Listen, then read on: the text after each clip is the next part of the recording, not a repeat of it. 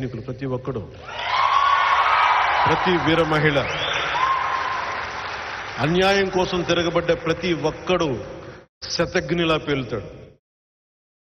YCP వాళ్ళు వచ్చి 5 మంది ఉంటున్న 10 మంది ఉంటున్న అపార్ట్మెంట్లో దాడి చేస్తే నువ్వు ప్రతి ఊరు ప్రతి వాడవాడ నువ్వు వెళ్ళాలి. శతఘ్ని అనేది ఒక అపార్ట్మెంట్లో ఉండే శతఘ్ని కాదు. అది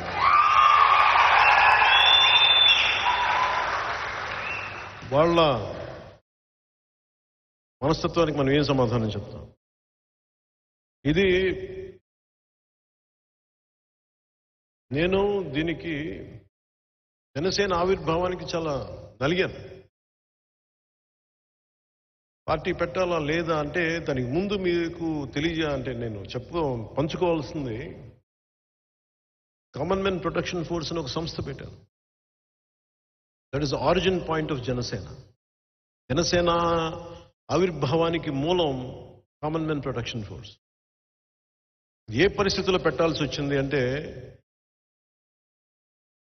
సగటు మనిషికి వాడి కులం ఉండదు, మతం ఉండదు. సగటు మధ్యతరగతి మనిషికి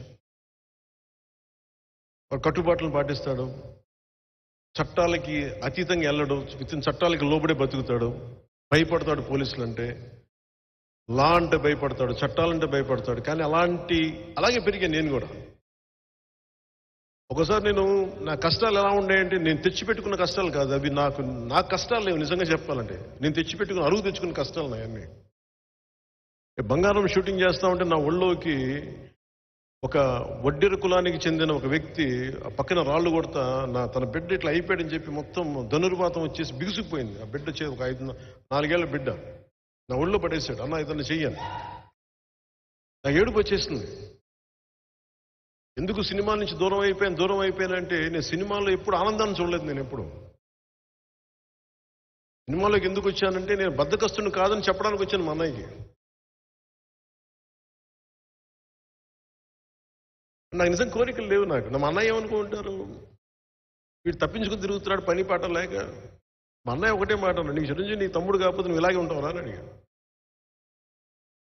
నువ్వు చిరంజీవి తమ్ముడు కాబట్టి నీకు అన్నీ చెల్లేస్తున్నాయి, నిన్ను ఉద్యోగం, నీ తల్లిదండ్రులు పోషించక్కర్లా, నీ అక్క చెల్లెళ్ళు బాధ్యతలు లేవు, కుటుంబ బాధ్యత లేదు, నువ్వు ఏ యోగ మార్గాలు ఏ ధర్మాలని చెప్తారో నువ్వు పని చేయి, నువ్వు అన్నీ సాధించి అప్పుడు చెప్పు, అప్పుడు నీ కథలు వింటాను.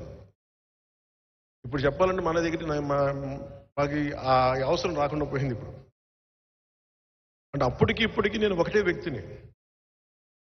నాకేమనిపించిందంటే, యోగ మార్గంలోకి వెళ్ళినా స్వార్థం అనిపించేస్తుంది నాకు. ముక్తి మార్గానికి వెళ్ళినా కానీ తిరిగి వచ్చి ప్రపంచానికి చేయాలి. దాంట్లో భాగంగా సినిమాల్లోకి వచ్చా. సినిమాల్లో ఇప్పుడు మీరు చూసిన పాటలు కానీ ఇవన్నీ కానీ నా లోపల దహించుకుపోతుంది. నా వేదనది. చరిత్ర పుస్తకాల్లో మనకి నీతులు అన్నీ చెప్తారు. ఒక్కొక్క నాయకుడు ఎంత గొప్పడో చెప్తాడు, చట్టాలు ఎంత గొప్ప చెప్తాడు. ఒకటి పాటించేవాడు నాకు కనిపించను. ఒకసారి ప్రతిదానికి నేను ఒక చిన్నపాటి పెన్షన్ కావాలన్నా నేను లంచం ఇవ్వాలి. సగటు మనిషికి ఉండే కోపాలు అన్నీ పెట్టుకుని సినిమాల్లో చూపిస్తే నా లోపల తృష్ణ తీరుద్దు అనుకున్నాను. సినిమాలు హిట్లు అవుతున్నాయి కానీ నేను అనుకుంటున్నా నాకు లోపల శాంతి రాల. నాకు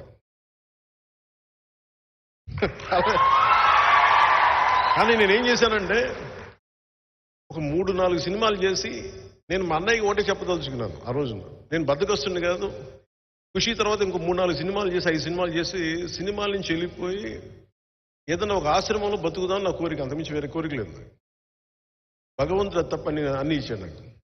నేను కోరుకుంది ఇవ్వదు. నాకు అలాంటి సమయంలో 2006లో అంటే నేను కంసుడు అష్టమ గర్భంలో కృష్ణుడు పుడతాడు, వాడి వల్ల నీకు ప్రాణగండం ఉంటుంది అని చెప్పి పుట్టిన ప్రతి బిడ్డను చంపేస్తారు. ప్రీఎంప్టివ్ స్ట్రైక్ చేస్తాడు. అట్లాగా ఒక కుటుంబంలోంచి ఒక వ్యక్తి రాజకీయాల్లోకి వస్తే మాకు ఇబ్బందులు ఉంటాయి, మాకు పుట్టగతులు ఉన్నవేమో అన్న ఒక భయంతో 2006లో నాకే తెలియజేశాను, ఒకవేళ మీ అన్నయ్య గారు పాలిటిక్స్కి వస్తే మీ కుటుంబాన్ని ఇలా దాడులు చేస్తారు, మీ ఇంట్లో బిడ్డల్ని ఇలా ఇబ్బంది పెడతారు. నాకు తీసుకొచ్చారు. నేను అన్నాను, ఆయన పాలిటిక్స్ రాలేదు కదా, వచ్చిన రోజున చూసుకోండి అన్న. నిన్ను కూడా ఇబ్బంది పెడతారంటే ఆ బతుకు బజార్ అయింది, పర్లేదు, మీరు ఏదైనా చేసుకోండి. ఎందుకంటే సినిమాల్లోకి మన గాజువాక సభలో కూడా చెప్పాను, ఎప్పుడైతే జగదాంబ బస్ స్టాండ్లో మా డాన్స్ చేయించారో ఆ రోజు నేను చచ్చిపోయాను. ఆ రోజు నాలో ఉన్న ఆ సిగ్గు మొత్తం చచ్చిపోయింది ఆ రోజు. ఇప్పుడు అందుకే నన్ను ఎవరు తిడతారో నాకేముండదు, ఆ రోజు చచ్చిపోయింది. వీళ్ళు తిడితే నాకెంత. సో నాకు